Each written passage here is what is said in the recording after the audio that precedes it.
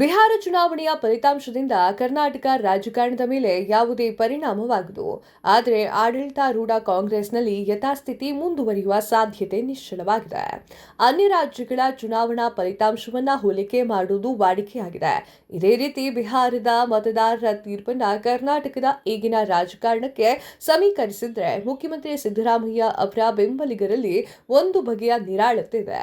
ಯಾಕಂದ್ರೆ ಬಿಹಾರದ ಈ ಒಂದು ಚುನಾವಣಾ ಫಲಿತಾಂಶದಿಂದ ಆಘಾತಕ್ಕೆ ಒಳಗಾಗಿರುವಂತಹ ಕಾಂಗ್ರೆಸ್ನ ಹೈಕಮಾಂಡ್ ಕರ್ನಾಟಕದತ್ತ ಹೊರಳಲಿಕ್ಕೆ ಸಾಕಷ್ಟು ಸಮಯವನ್ನ ಹಿಡಿಯುತ್ತೆ ಅನ್ನೋದು ವಾಡಿಕೆ ಇದೆ. ಇದರರ್ಥ ಸಿದ್ದರಾಮಯ್ಯ ನಾಯಕತ್ವದಲ್ಲಿ ಆಡಳಿತ ಮುಂದುವರಿಯುವಂತಹ ಸಾಧ್ಯತೆಗಳು ಹೆಚ್ಚಾಗಿ ಕಂಡು ಬರ್ತಾ ಇರುವಂತದ್ದು.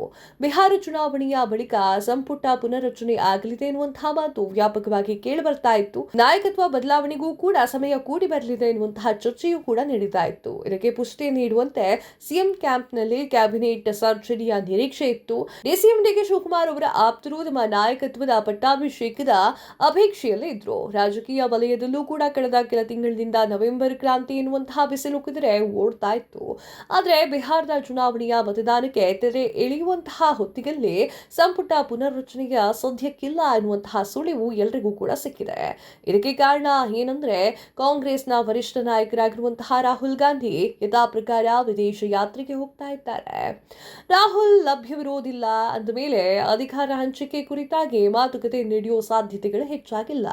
ಹಾಗಿದ್ರೂ ಕೂಡ ಬಿಹಾರದಲ್ಲಿ INDIA ಮೈತ್ರಿಕೂಟ ಈ ಒಂದು ಮುನ್ನಡೆ ಗಳಿಸುವುದಕ್ಕೆ ಕರ್ನಾಟಕದ ಕಾಂಗ್ರೆಸ್ನಲ್ಲೂ ಕೂಡ ಸೂಕ್ತ ಮಾರ್ಪಾಡು ಪ್ರಕ್ರಿಯೆ ಕಾಂಗ್ರೆಸ್ ಹೈಕಮಾಂಡ್ ಮುಂದಾಗಿದೆ ಎನ್ನುವಂತಹ ಮಾತು ಕೇಳಿ ಬರ್ತಾ ಇದೆ. ಬಿಹಾರದಲ್ಲಿ ಮಹಾಗಠಬಂಧನ್ಗೆ ಮುಖಭಂಗ, ಅದರಲ್ಲೂ ಕೂಡ ಕಾಂಗ್ರೆಸ್ ಮಖಾಡೆ ಮಲಗಿದ್ರಿಂದ ಕರ್ನಾಟಕದಲ್ಲಿ ಹಾಲಿ ವ್ಯವಸ್ಥೆಯ ವಿಸ್ತರಣೆ ಅನಿವಾರ್ಯವಾಗಿದೆ. ಕರ್ನಾಟಕ, ತೆಲಂಗಾಣ ಮತ್ತು ಹಿಮಾಚಲ ಪ್ರದೇಶದಲ್ಲಿ ಮಾತ್ರ ಕಾಂಗ್ರೆಸ್ ಸರ್ಕಾರಗಳಿದೆ. ಈ ಪೈಕಿ ಕಾಂಗ್ರೆಸ್ನ ಭದ್ರಕೋಟೆ ಅಂದ್ರೆ ಅದು ಕರ್ನಾಟಕ. ಬಹಳ ಮುಖ್ಯವಾಗಿ ಈ ಮೂರು ರಾಜ್ಯಗಳಲ್ಲಿ ಹಿಂದುಳಿದ ವರ್ಗದ ನಾಯಕತ್ವವಿರೋದು ಇದರಲ್ಲಿ ಕರ್ನಾಟಕದಲ್ಲೇ. ಬಿಜೆಪಿಯ ವೋಟ್ ಬ್ಯಾಂಕ್ ರಾಜಕಾರಣಕ್ಕೆ ಪ್ರತಿಯಾಗಿ ಕಾಂಗ್ರೆಸ್ನಿಂದಲೂ ಕೂಡ OBC ರಾಜಕಾರಣಕ್ಕೆ ಭೂಮಿ ಯಾವುದಾದ್ರೂ ಇದೆ ಅಂತಂದ್ರೆ ಅದು ಕರ್ನಾಟಕ ಮಾತ್ರ. ಕಾಂಗ್ರೆಸ್ಗೆ ರಾಷ್ಟ್ರಮಟ್ಟದಲ್ಲಿ ವರ್ಚಸ್ ಇಲ್ಲದಾಗಬಹುದು, ಆದರೆ OBC ನಾಯಕ ಸಿದ್ದರಾಮಯ್ಯ ಅವರಿಗೆ ವರ್ಚಸ್ ಸಿಕ್ಕಾಪಟ್ಟೆ ಇದೆ. ಅಧಿಕಾರದಲ್ಲಿ ಇದ್ಕೊಂಡೇ ಈ ನಿಟ್ಟಿನಲ್ಲಿ ಕೆಲಸವನ್ನ ಮಾಡ್ತಾ ಇದ್ದಾರೆ ಸಿದ್ದರಾಮಯ್ಯ ಅವರನ್ನ ತೆಗೆಯೋದು ಹೈಕಮಾಂಡ್ಗೆ ಅದೊಂಥರ ಗಟ್ಟಿಯ ವಿಚಾರ ಅಂತ ಹೇಳ್ಬೋದು. ಡಿಸೆಂಬರ್ನಲ್ಲಿ ಬೆಳಗಾವಿಯ ಅಧಿವೇಶನ ನಡೆಯಲಿದೆ. ಇದಾದ ಬಳಿಕ ಮುಂದಿನ ವರ್ಷ ಬಜೆಟ್ ಸಿದ್ಧತೆ ಪ್ರಾರಂಭವಾಗಲಿದೆ.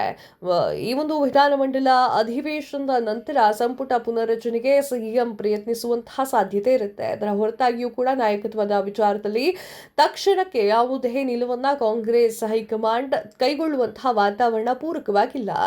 ಇನ್ನು ಡಿಸಿಎಂ ಡಿಕೆ ಶಿವಕುಮಾರ್ ಅತ್ಯಂತ ಜಾಣತನದ ನಡೆಯನ್ನ ಅನುಸರಿಸ್ತಾ ಬಂದಿದ್ದಾರೆ. ಯಾವುದೇ ಕಾರಣಕ್ಕೂ ಕೂಡ ಅವರು ಅತಿರೇಕದ ಪ್ರವೃತ್ತಿಯನ್ನ ಹೊಂದಿಕೊಂಡಿಲ್ಲ. ಮೌನದಲ್ಲೇ ಅರ್ಥ ಮಾಡ್ಕೊಳ್ತಾ ಇರುವಂತದ್ದು. ಈಗಿನ ಸನ್ನಿವೇಶದಲ್ಲಿ ರಕ್ಷಣಾತ್ಮಕ ಆಟ ಮುಂದುವರಿಯುವುದು ಡಿಸಿಎಂ ಅವರಿಗೂ ಕೂಡ ಯೋಗ್ಯವಾಗಿರುವಂತದ್ದು, ಸೂಕ್ತವಾಗಿರುವಂತಹ ಆಯ್ಕೆ ಅಂತ ಹೇಳಿದ್ರೆ ತಪ್ಪಾಗಲ್ಲ.